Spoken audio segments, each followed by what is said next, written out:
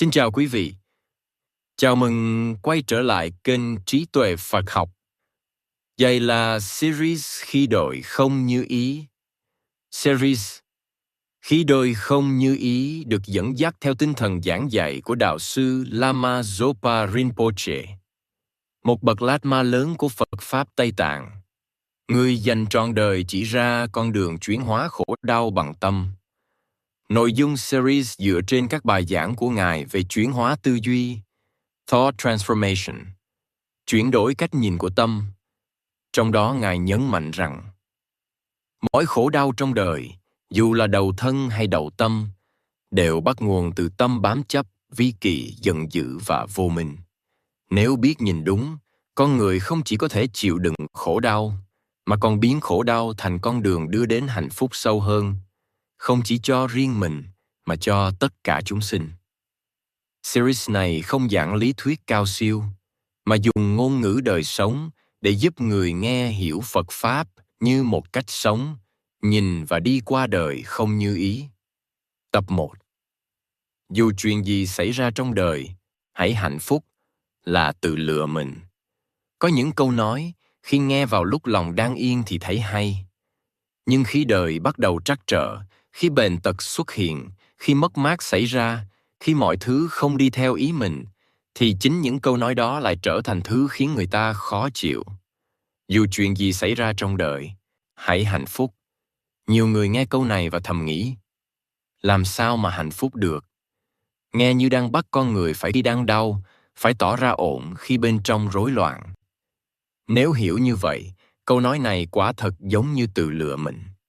Lama Zopa Rinpoche, một bậc Lạt Ma lớn của Phật Pháp Tây Tạng, người dành trọn đời để giảng dạy con đường chuyển hóa khổ đau, đã nói rất rõ, nếu hiểu bề happy theo kiểu đó thì hoàn toàn sai ý Phật Pháp. Ngài không dạy con người né tránh nỗi đau, cũng không bảo ai phải giả vờ tích cực. Trong Phật Pháp, trước hết phải nói cho rõ một điều. Khổ là có thật, đầu thân là có thật, đầu tâm cũng là có thật. Phật Pháp không phủ nhận khổ, không xem khổ là ảo tưởng. Ngược lại, Phật Pháp bắt đầu từ việc nhìn thẳng vào khổ. Nhưng điều quan trọng nằm ở chỗ, khổ không chỉ đến từ hoàn cảnh, mà phần lớn đến từ cách tâm mình bám chặt vào hoàn cảnh. Có hai người cùng mặc một căn bệnh. Một người chìm trong sợ hãi, oán trách, luôn tự hỏi, tại sao lại là tôi? Người kia cũng đau, cũng mệt, nhưng tâm không oan xuống theo từng suy nghĩ. Cùng một sự việc, nhưng mức độ khổ hoàn toàn khác nhau. Điều đó cho thấy, nỗi đau lớn nhất không nằm ở thân, mà nằm ở tâm. Lama Zopa Rinpoche thường giảng rất đội thượng. Ngài nói, khi chuyện xấu xảy ra, nếu tâm chỉ xoay quanh tôi đang khổ, tôi bị đối xử bất công, thì chính cái tôi đó làm khổ tăng lên gấp nhiều lần. Trong Phật Pháp, điều này gọi là chấp ngã. Sự bám chặt vào cái ta tưởng như cố định, quan trọng, không thể mất. Khi thân đầu, tâm nói tôi đau. Khi mất mát, tâm nói của tôi bị mất. Khi thất bại, tâm nói tôi là người thất bại. Phật Pháp không nói rằng cái tôi hoàn toàn không tồn tại theo nghĩa thông thường.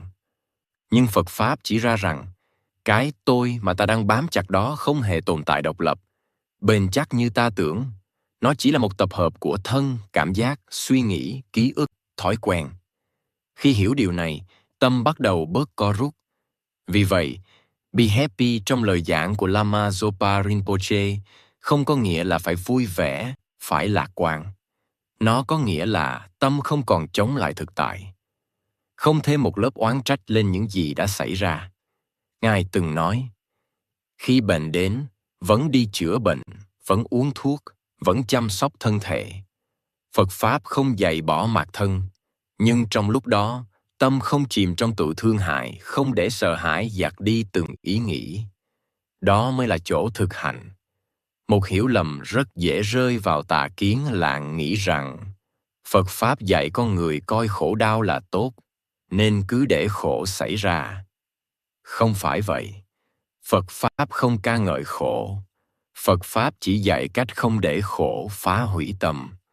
Lama Zopa Rinpoche giảng rằng, khi đau khổ xảy ra, nếu tâm chỉ khép chặt vào bản thân, thì khổ trở thành gánh nặng không lối thoát. Nhưng nếu ngay trong lúc đó, tâm có thể mở ra, nghĩ đến những người khác cũng đang đau, đang bệnh, đang bất an, thì khổ bắt đầu đối chất, không phải vì hoàn cảnh thay đổi, mà vì tâm không còn xoay tròn quanh chính mình. Điều này không phải lý thuyết cao siêu. Ai từng trải qua đều có thể cảm nhận được. Khi tâm bớt co rút, nỗi đau cũng bớt ngột ngạt. Đó là một sự thật rất đổi. Vì vậy, câu "Whatever happens in your life, be happy" không phải là lối rượu ngụ. Nó là một lời nhạc rất tỉnh táo. Hạnh phúc không nằm ở việc đối có như ý hay không, mà nằm ở việc tâm có hiểu đúng hay không. Khi đội không như ý, nếu tâm cứ hỏi, tại sao lại là tôi, thì dù hoàn cảnh có thay đổi, khổ vẫn còn nguyên. Nhưng nếu tâm bắt đầu học cách nhìn sâu hơn, hiểu rằng mọi thứ đều do duyên hợp, đến rời đi, không có gì để bám giữ mãi, thì ngay giữa bất như ý, vẫn có một khoảng bình an rất thật. Phật Pháp không hứa cho con người một cuộc đời dễ dàng, nhưng Phật Pháp chỉ ra một con đường để tâm không còn bị nghiền nát bởi cuộc đời. Và đó chính là ý nghĩa thật sự của câu nói ấy. Trong tập tiếp theo, chúng ta sẽ cùng nhìn thẳng vào một câu hỏi rất căn bản. Khổ đau thật sự đến từ đâu? Không phải để bi quan, mà để thấy rõ gốc rễ của khổ, từ đó không còn bị nó dẫn dắt một cách vô thức. Xin cảm ơn quý vị đã đồng hành cùng kênh Trí Tuệ Phật Học. Xin chúc quý vị luôn mạnh khỏe, an nhiên giữa đời thường. Hãy nhấn like và subscribe kênh để không bỏ lỡ những nội dung hữu ích tiếp theo nha.